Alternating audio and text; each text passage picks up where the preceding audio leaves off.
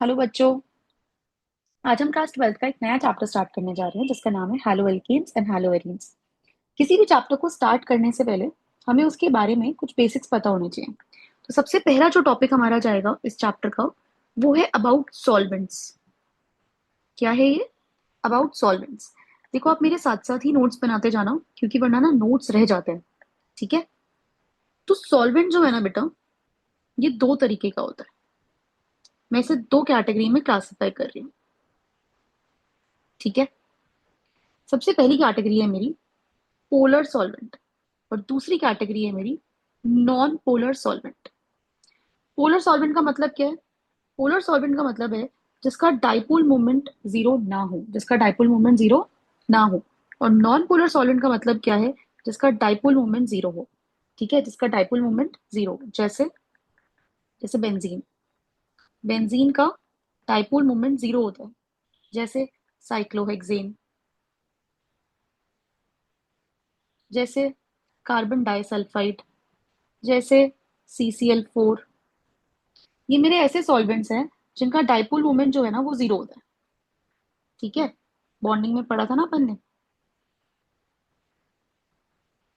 अब जो polar solvents हैं उसको मैं फर्दर दो कैटेगरीज में डिवाइड कर रही हूँ। एक पोलर प्रोटिक सॉल्वेंट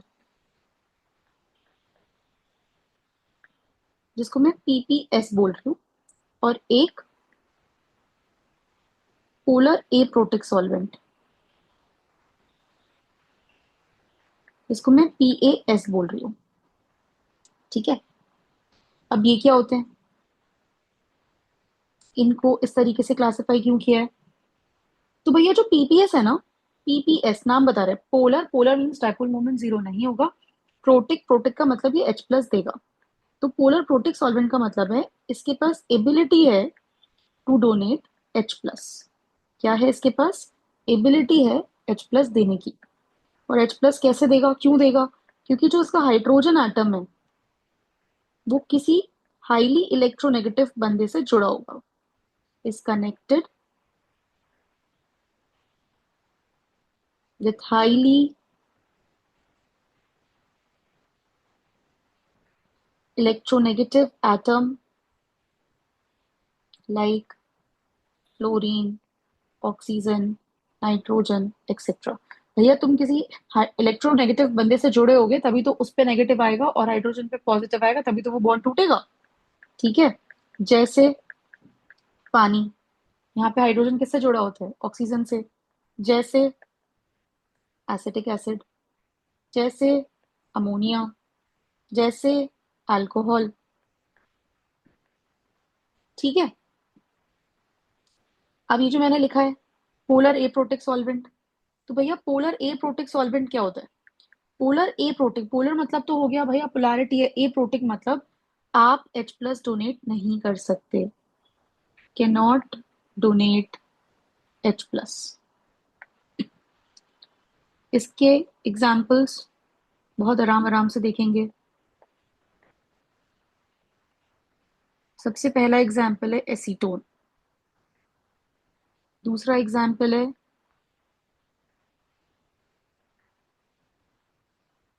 DMSO। इसको बोलते हैं बेटा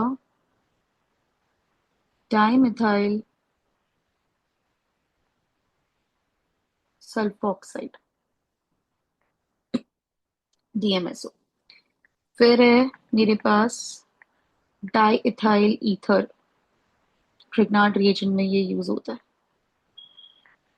DEE, डाई इथाइल ईथर। ठीक है? देन मेरे पास है tetrahydrofuran, THF। Hydroboration oxidation HBO reaction में यूज होता है। देन मेरे पास है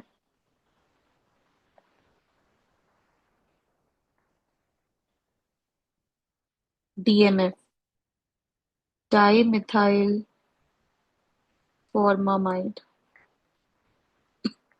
बेटा ये कौन से सॉल्वेंट्स हैं जो H+ नहीं देते?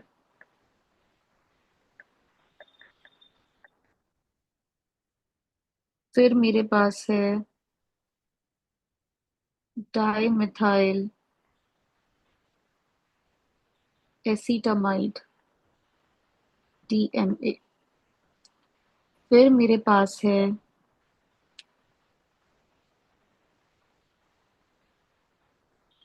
डाईऑक्सेन। डाईऑक्सेन को गलती से भी नॉन पोलर मत मानिएगा, इसका डाइपोल मोमेंट होता है 0.45 डी बाई। डाइपोल मोमेंट की यूनिट होती है ये। फिर मेरे पास है डाइक्लोरोमेथेन।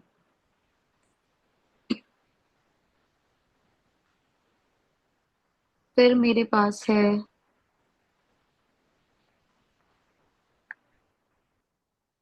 ये, बेटा एमी का मतलब मिथाइल होता है। इसका नाम क्या होगा, कितने मिथाइल है इसमें, देखो, दो, दो और दो, टोटल कितने हो गए, 6। तो हेक्सा मिथाइल फॉस्फोरिक ट्राइअमाइड इसका नाम होता है। इसको शॉर्ट में अपन HMPA या HMPT भी बोल सकते हैं। ठीक है, तो ये कुछ सॉल्वेंट्स हो गए यार, जो जिसको मैंने कैटेगराइज कर दिया है, देखो ध्यान से वापस एक बार देख लो। जिनको मैंने कैटेगराइज कर दिया है दो कैटेगरी में, पोलर और नॉन पोलर। पोलर को मैंने फर्दर कैटेगराइज कर दिया है PPS, PS। नॉन पोलर मतलब जिसका डाइपोल मोमेंट जीरो हो, पोलर मतलब जिसका डाइपोल मोमेंट जीरो ना हो। PPS का मतलब है पोलर प्रोटिक सॉल्वेंट जो H+ दे सके, और PES का मतलब है जो H+ ना दे सके। ठीक है, फिर उसके अपन ने कुछ एग्जाम्पल्स कर लिए। चलिए, अब आगे बढ़ते हैं। रोल ऑफ सॉल्वेंट, काम क्या है सॉल्वेंट का।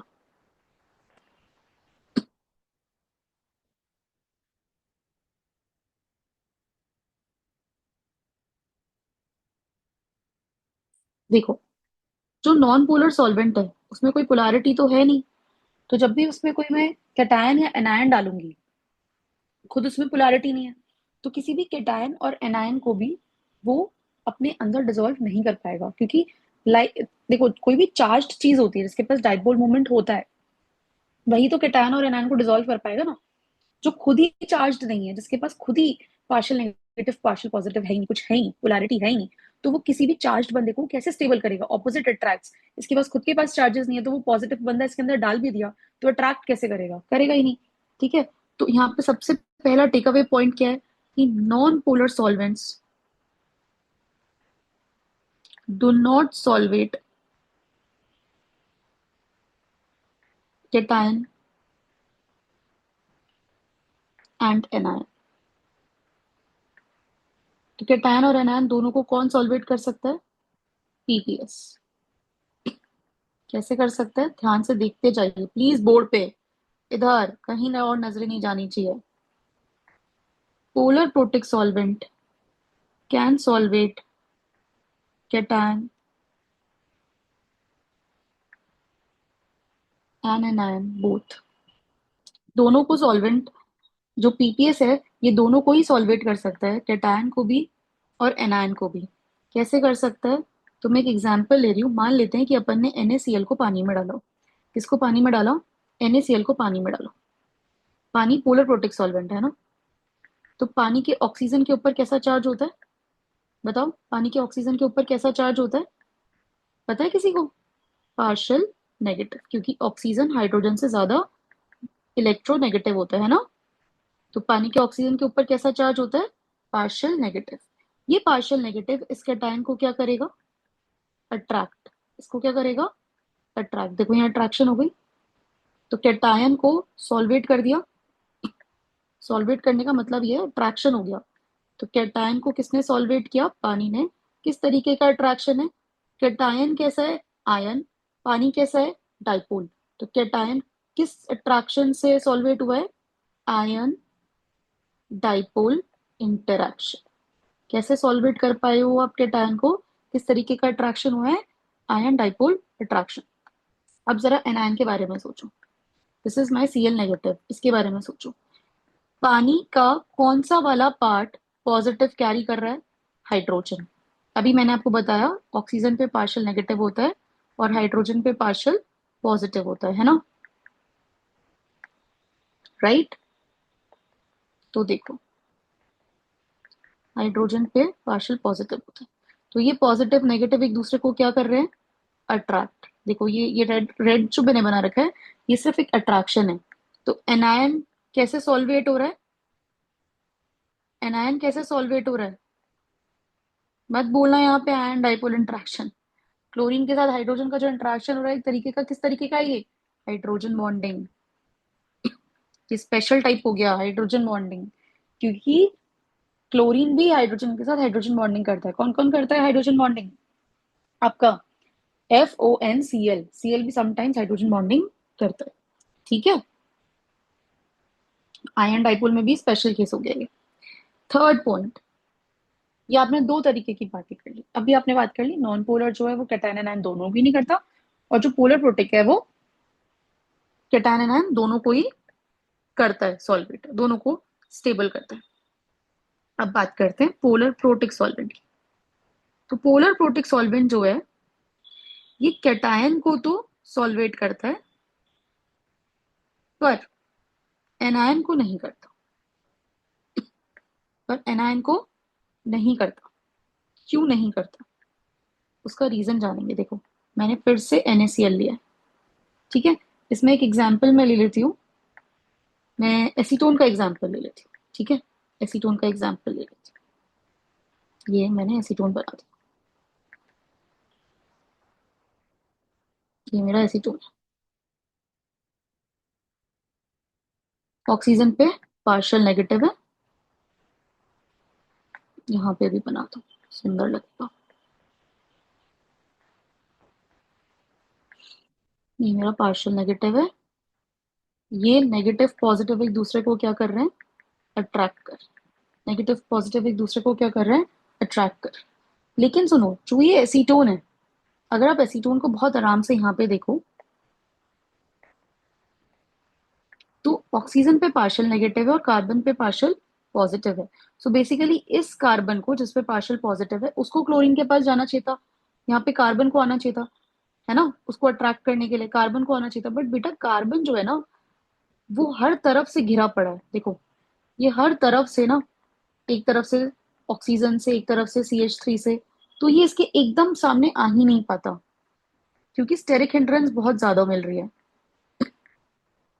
कोई अट्रैक्शन हो ही नहीं पाती, क्योंकि पास में ना, पास में आपको ये देखो ये स्टेरिक हिंड्रेंस हो रही है, इनका डायरेक्ट आपस में कोई इतना अच्छा हो ही नहीं पा रहा, पास में आ ही नहीं पा रही है दोनों एक दूसरे के।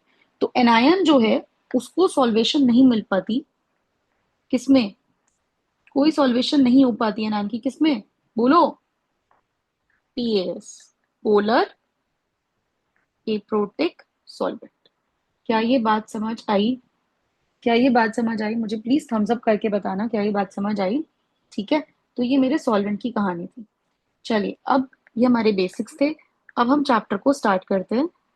चैप्टर को स्टार्ट करने के लिए चैप्टर का नाम क्या है, हैलोएल्केन्स एंड हैलोअरीन्स। ठीक है, पहले इन दो वर्ड्स के मतलब समझते हैं। हैलोएल्केन्स को एराइल हेलाइड्स भी बोल, सॉरी, एल्काइल हेलाइड्स भी बोलते हैं, और हैलोएरीन्स को एराइल हेलाइड्स भी बोलते हैं। ठीक है, हैलोएल्केन्स को क्या बोलते हैं, एल्काइल हेलाइड्स, और हैलोएरीन्स को क्या बोलते हैं, एराइल हेलाइड्स। अब इसका मतलब क्या होता है, एल्काइल हेलाइड्स का मतलब क्या होता है, बेटा कोई RH है, ठीक है, कोई एल्केन है, उसमें एक हाइड्रोजन गया और हाइड्रोजन की जगह कोई हैलोजन आ गया, हाइड्रोजन की जगह कोई हैलोजन आ गया, तो उसी को क्या बोलेंगे हम, एल्काइल हेलाइड्स। उसी को क्या बोलेंगे, एल्काइल हेलाइड्स। अब ये एराइल हेलाइड्स क्या होंगे, बेटा एराइल हेलाइड्स में जो हैलोजन है वो डायरेक्टली किससे जुड़ा होगा, मेरे एरोमेटिक रिंग से। किससे जुड़ा होगा, एरोमेटिक रिंग से। Must be directly connected with aromatic ring. किससे कनेक्टेड होना चाहिए, एरोमेटिक रिंग से। AR मतलब एराइल ग्रुप, मतलब एरोमेटिक ग्रुप, जैसे बेंजीन रिंग। हैलोजन गया, सॉरी हाइड्रोजन गया और उसकी जगह कौन आ गया? हैलोजन। देखो हाइड्रोजन गया, एक हाइड्रोजन रिमूव कर दिया और उसकी जगह किसको ले आए आप? हैलोजन को ले आए। तो ऐसी सिचुएशन में आप उसे क्या बोलोगे? Aryl halides. एक क्वेश्चन कराती हूँ, उससे समझते हैं कि मैं क्या बोल रही हूँ। आप साथ साथ नोट्स बनाते रहिएगा प्लीज, वरना नोट्स नहीं बनेंगे तो प्रॉब्लम हो जाएगी।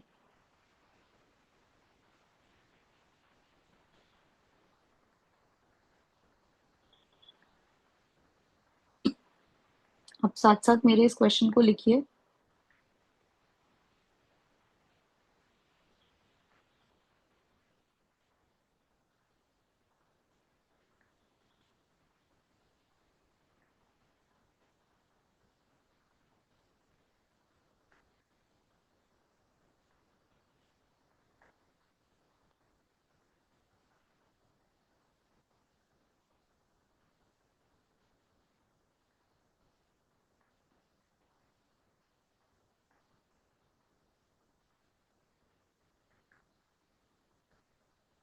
पीएच मतलब क्या होता है? Phenyl ring. बहुत सारे बच्चों को कंफ्यूजन रहती है, पीएच को ना पता नहीं कैसे तो फिनॉल याद कर लेते हैं। भाई पीएच मतलब होता है फिनाइल रिंग, बेंजीन रिंग। ठीक है।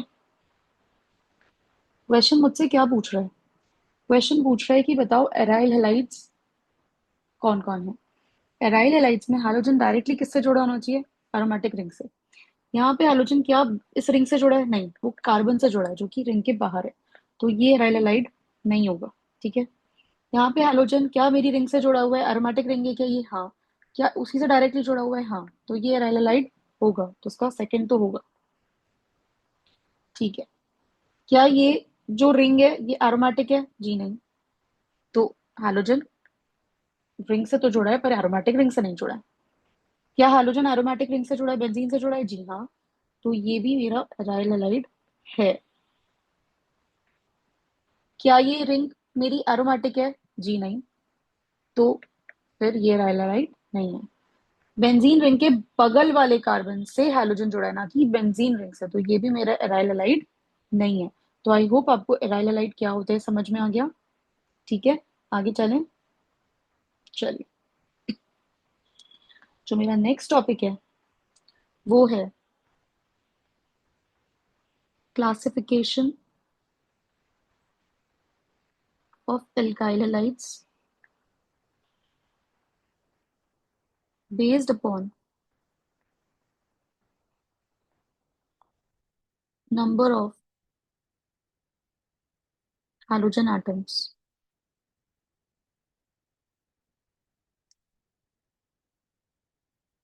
एल्काइल हैलाइड्स का क्लासिफिकेशन कर रहे हैं हम, कितने हैलोजन एटम्स उसमें हैं उसके हिसाब से। सबसे पहला जो हम कर रहे हैं वो है मोनोहैलाइड्स। मोनोहैलाइड्स का मतलब क्या है? कितने हैलोजन आटम होने चाहिए उसमें? सिर्फ एक। मोनो मतलब वन होता है, तो कितने हाइड्रोजन आटम होने चाहिए? एक। जैसे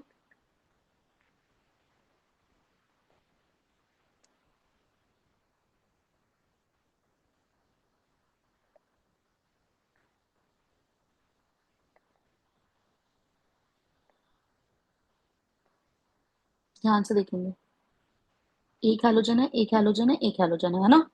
तो ये सब क्या हो गए? मोनोहैलाइड्स। लेकिन जिससे हैलोजन जुड़ा है वो कार्बन, जिससे हैलोजन जुड़ा है वो कार्बन कितने कार्बन से जुड़ा है? सिर्फ एक कार्बन से। वो कार्बन कितने कार्बन से जुड़ा है? सिर्फ एक कार्बन से, इसलिए क्या है? 1 डिग्री। जिससे हैलोजन जुड़ा है वो कार्बन कितने कार्बन से जुड़ा है? 2 कार्बन से, इसलिए इसकी डिग्री क्या है? 2 डिग्री। जिससे हैलोजन जुड़ा है वो कार्बन कितने कार्बन से जुड़ा है? 3 कार्बन से, तो उसकी डिग्री क्या है? 3 डिग्री। समझ में आया? दूसरा, डाइहैलाइड्स। डाइहैलाइड्स का मतलब क्या है? डाई मतलब दो, तो कंटेन्स 2 हैलोजन एटम। इसका एग्जाम्पल,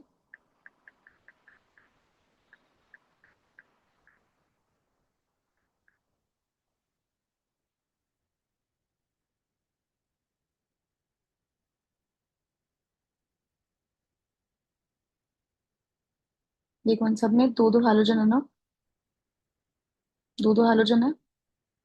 अब इसको ध्यान से देखना, ये जो हैलोजन है, ये जिस कार्बन पे है ना, जिस कार्बन पे है, कितने कार्बन है, एक। तो बेटा इसको बोलेंगे वन वन डाइहेलाइड, क्योंकि एक ही कार्बन है, उसी पे दो हैलोजन है, तो वन वन डाइहेलाइड। और जिस पे हैलोजन होता है उसको कॉमन में हम अल्फा कार्बन भी बोलते हैं। मतलब हैलोजन जिस कार्बन से जुड़ा होता है हम उसको कॉमन, उसमें कॉमन नोमेनक्लेचर में हम उसको अल्फा कार्बन बोलते हैं। तो ये हो गया अल्फा अल्फा डाइहेलाइड। ठीक है, यहाँ पे देखो जिससे जुड़ा है वो वन है, उसके बगल वाला टू है। ठीक है, तो दो कार्बन की कहानी है। लेकिन इसको अल्फा बोलेंगे ना, ये तो अल्फा कार्बन है जिससे हाइड्रोजन कॉमन में, देखो आयु पैक के हिसाब से वन टू है, पर वैसे कॉमन में ये अल्फा और बीटा है ना।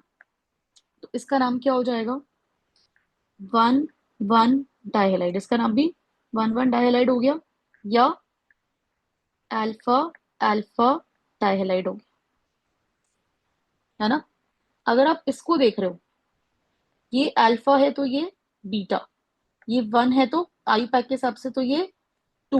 तो इसका नाम क्या लिखोगे आप, वन कॉमा टू डाइहेलाइड, या इसको क्या बोलोगे, अल्फा कॉमा बीटा डाइहेलाइड। अब आपको एक चीज मैं बताती हूँ, जब एक ही कार्बन पे दो हाइड्रोजन आटम हो, तो जैसे अपन याद करते हैं ना, जैम क्या करता है, दो ब्रेड्स को जोड़ देता है ना। तो ऐसे याद रखना, इसी को बोलते हैं जेमिनल हेलाइड या जेमिनल डाइहेलाइड।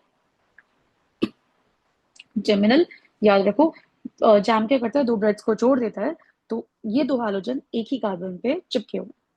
विसिनल, विसिनल का मतलब होता है पड़ोस, विसिनिटी में कौन रहता है आपके। ठीक है, तो विसिनल पड़ोस में है ये, एक हैलोजन जिस कार्बन पे लगा है उसके पड़ोस वाले कार्बन पे दूसरा लगा हुआ है, इसीलिए इसका नाम होता है विसिनल डाइहेलाइड। क्या नाम होता है, विसिनल डाइहेलाइड।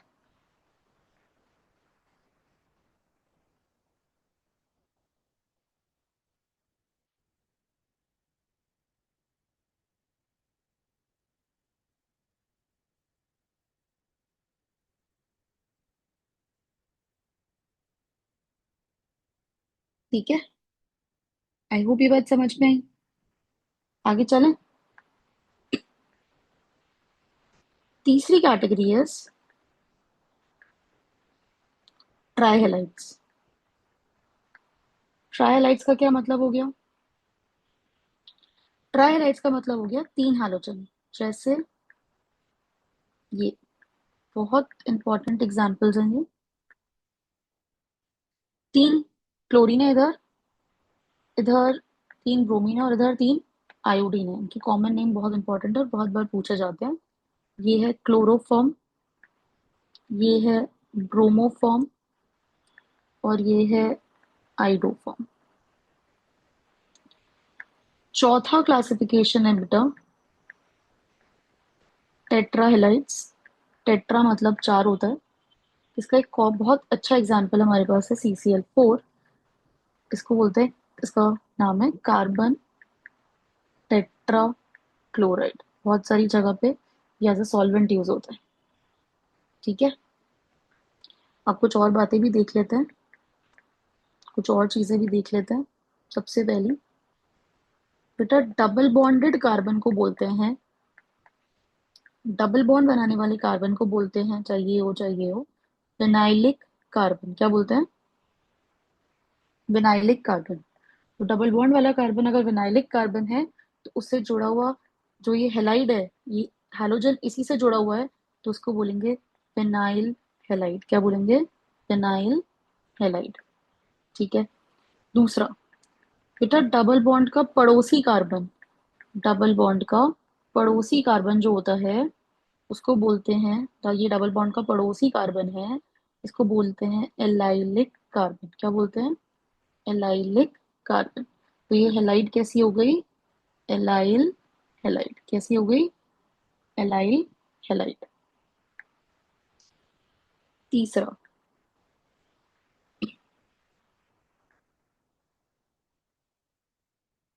अगर कोई ऐसा यहाँ पे जुड़ गया है हैलोजन, है ना, यहाँ पे बेंजीन के ऊपर CH2 लगा था और फिर जुड़ गया है, तो बेटा जैसे एग्जाम्पल भी दे देती हूँ मैं इसका। CH2 लगा है फिर, तो बेटा जो ये वाला कार्बन होता है बेंजीन का जस्ट पड़ोसी, इसको बोलते हैं बेंजाइलिक कार्बन। क्या बोलते हैं? Benzylic carbon. इसीलिए इसका नाम क्या हो जाएगा? Benzyl halide. क्या हो जाएगा? बेंजाइल हेलाइड, क्योंकि ये ग्रुप कैसा है, ये पूरा ग्रुप कैसा है? बेंजाइल ग्रुप है। ठीक है। लेकिन अगर ऐसा होता, CH होता और फिर वो दो बनाता बॉन्ड, जैसे ऐसे, तो बेटा इस ग्रुप का नाम अब होता है benzal group. Benzal group as an आपने यहाँ पे पढ़ा होगा बेंजल्टीहाइड। देखो एक ही कार्बन पे एक ही एच है ना, तो benzyl word, benzaldehyde. Benzyl word तब होता है जब CH हो, ठीक है, और उसमें दो बॉन्ड्स अलग से कुछ और बना रखे, तो इसका नाम क्या हो गया? देखो इस वाले का नाम क्या हो जाएगा? बेंजल, फिर आपका बेंजल और फिर जो भी हेलाइड है। ठीक है। क्लोराइड है तो क्लोराइड, फ्लोराइड है तो फ्लोराइड। लास्ट जो इसमें आता है वो आता है कार्बन ने अगर तीन ऐसे बॉन्ड बना रखे हो, तो इस ग्रुप को क्या बोलते हैं? Benzo group. क्या बोलते हैं? Benzo group. जैसे आपने बेंजोइक एसिड सुना होगा, कार्बन के पास एक भी हाइड्रोजन नहीं है, दो दो ऑक्सीजन के साथ ही उसने तीनों बॉन्ड्स बना रखे, जैसे ये वाला एग्जाम्पल हो गया इसका CCl3, तो इसका नाम क्या हो जाएगा? Benzo chloride. क्या हो जाएगा? Benzo chloride. और ये क्या है? Benzoic acid. ठीक है। आई होप आपको समझ में आया। अगर समझ में आया तो प्लीज मुझे कमेंट करके बताना। नेक्स्ट क्लास में हम इसको आगे कैरी फॉरवर्ड करेंगे। थैंक यू बच्चों। Take care.